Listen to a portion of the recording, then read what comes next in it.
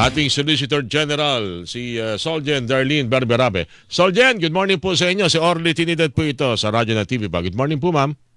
Yes, good morning, Orly, sa iyong mga tagapakinig. Maraming salamat sa pagkakaloob ng panayam. Napakaaga pong ito dahil marami ho kasing mga nagbungkahi, marami ang napaisip po dito sa sunod-sunod na pagsisilbi po ng warrant of arrest sa mga involved po sa flood control project anomaly o scam. Dahil yung mga pinupuntahan ng mga bahay talagang magagara. May condominium unit pa nga. So, nito nakarang araw, meron pong mga sinubasta at maaaring maibalik sa pondo po ng gobyernong nawala dahil sa flood control anomaly pong ito, yung mga sasakyan. Yung mga bahay na napansin po kasi ng ating mga kababayan, may chance ba, may pagkakataon ba na ito ay mapag-aralan ng tinuturo kasi ngayon mga inyong tanggapan ng OSG, makita itong mga maaari pang mabawi nilang mga property ng mga involved sa flood control project anomaly, Soljan? Oo. So, Orly, ito ngang parang restitution o pagbabalik, maibalik sana sa Republic yung mga ari-arian, bahay, sasakyan, pera sa bangko. Yan ay may mga batas tayo na talagang applicable dito.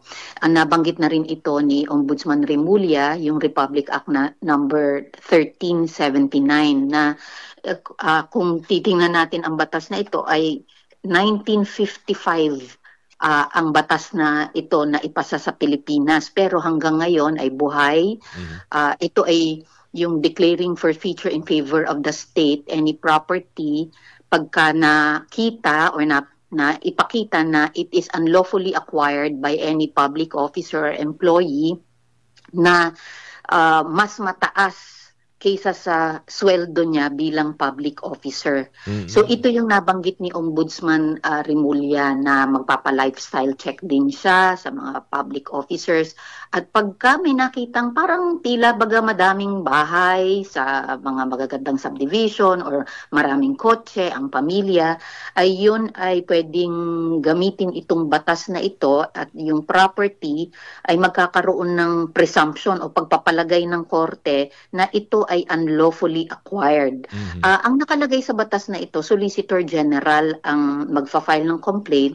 Subalit nung nagkaroon na tayo ng batas na nag-establish ng ombudsman, ay ito ay impliedly repealed na itong pagkakasabi na Solgen. So ang totoo po niyan, ombudsman ang magfa-file, pero magkausap kami ni Ombudsman, ang plano yata niya ay deputize kami kasi meron ding power ang Ombudsman na magturo. So tama kayo, Orly, na baka sa amin din mapunta itong responsibility na ito. Kasi parang ngayon pa lang, maaari natin, tamang binanggit nyo, Sol, yan tutukan yung SALN. Pag lumabas sa SALN, kahit na yan hindi yung, wag na yung hindi deklarado, yung munang mga deklarado. Pag napansin ninyo at nakita ninyo, teka, mukhang sobra yata to sa kinikita mo, yung burden of proof wala na sa inyo, nasa palig na noong iniimbestigahan. Tama ba yun, Soljan? Yes, tama kayo. Kaya itong talagang batas na ito, sa pool kaagad, noong lumabas yung mga flood control, isa ito doon sa mga batas na nakita namin at pinag-uusapan sa DOJ, na Ombudsman, pinireport sa Presidente, kasi may presumption kumbaga, ibig sabihin nun, pinapalagay na ng korte na unlawfully acquired yan. Now, nasa sa public officer, ipaliwanag mo ngayon, minana mo ba yan? O meron ka pa legitimately acquired property ba yan? Bago ka pa naging public officer, kumbaga, mayayaman ka na at ang pamilya mo before pa lang. So, pero ikaw magpaliwanag. Ngayon, maaari gamitin siguro yung kapatid, pinsan, pero hindi ganun kadali dahil hihingan nyo rin ng paliwanag kung may kakayahang bumili ng ganung uri ng property yung tinuturong may-ari. Yes, opo. Kasi baka gamitin, habang nagkakausap tayo, baka may nakikinig, naku, ilipat mo kay Tito, mukhang mayaman yun. Ilipat mo ito. Itong condominium kong ito sa BGC para hindi kaso nasa SALN na rin naman kasi yun. Nasa SALN, oo. So, syempre, hindi rin natin ma-discount the possibility na very creative na rin ngayon ng mga tao, matatalino ang mga kriminal din at kung papaanong itinatago.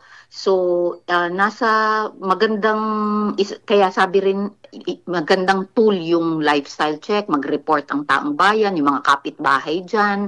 So para ang mga government officials ay magkatulong-tulungan na kung papaanong hahanap, hindi lamang ito sa ITR, na fina-file natin sa BIR, mga titulo ng lupa, pwede nating ma-check sa Land Registration Authority, sa mga Register of Deeds, tapos SALN, malaking bagay na sa ombudsman na mag-check. Bukod sa mga sasakyan na sinibasta po ng Bureau of Customs na tinatansya nila mga nasa more than 100 million ang pwedeng kitain, itong mga nakikita at pinag-uusapan natin ilang mga ari-arian na maaring unlawfully acquired, may estimate o may nakikita na ho ba tayo? Meron na ba tayo pinag-uusapan dito mga impormasyon na pwedeng maibalik po sa kapanambayan, Soljan?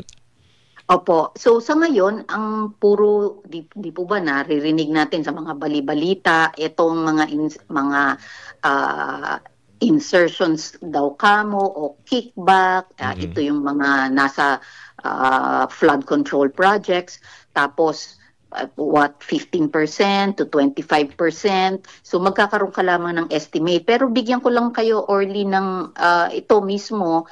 Tapos kumbaga secure na ang gobyerno ng freeze order. It is through the AMLAC naman, kung naririnig niyo yung mga report. Bank account, opo. O mga bank accounts naman ito. Well, kasama rin ang real property. Kasama bahay. Rin, opo. Oo, so ito, meron ng 6.3 billion ang kasama sa freeze order na na-secure na ng AMLAC. At dito, ang abogado ng AMLAC ay ang Solicitor General.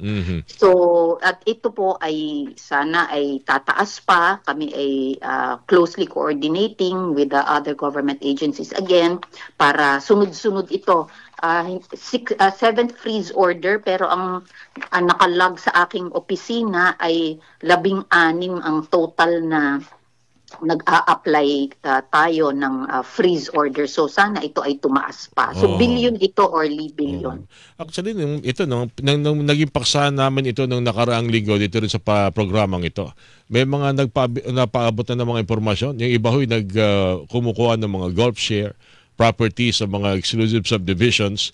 Hindi ko lang alam kung ito yung deklarado sa kanilang SALN, pero kung sakasakali may magbigay ng impormasyon sa inyo, kung hahabulin na itong mga property ito, ano nakikita ho ninyo para maging successful ho tayo dito? Kasi nagsasabi siguro, baka kung magbibigay kayo ng reward, baka maraming magbigay ng impormasyon na yung mga nai-invest nila sa ilang mga paraan, Soljan.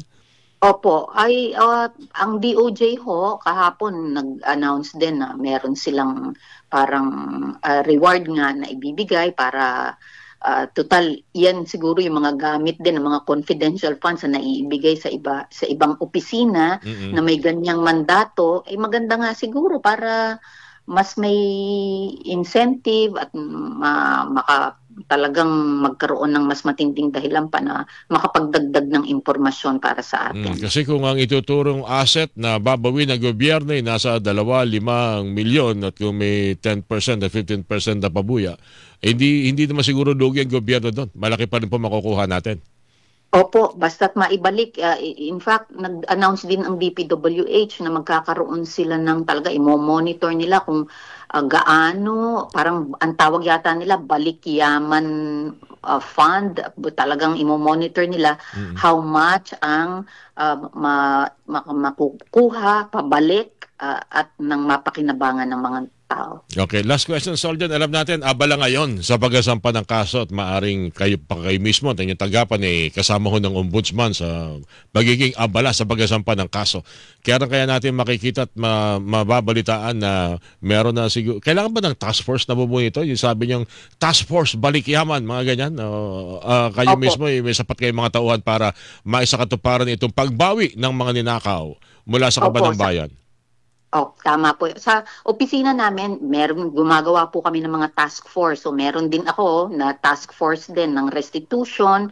So marami ho kaming mga division. Ang division sa amin parang merong 10 abogado sa isang division.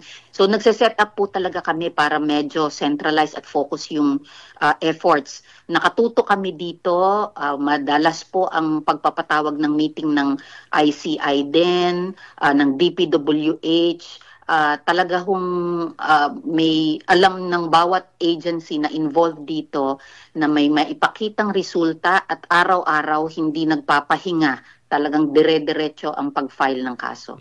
Yung mga kumpanyang binanggit ko kanina, yung nagkakaroon ng mga club share, pwede rin ba silang mag-share ng information sa Soljan sakaling simulan ng investigasyon at makita na ito mukhang pondo ng gobyerno pinambayad sa share niyang ito? Pwede ba yung ganun, Soljan?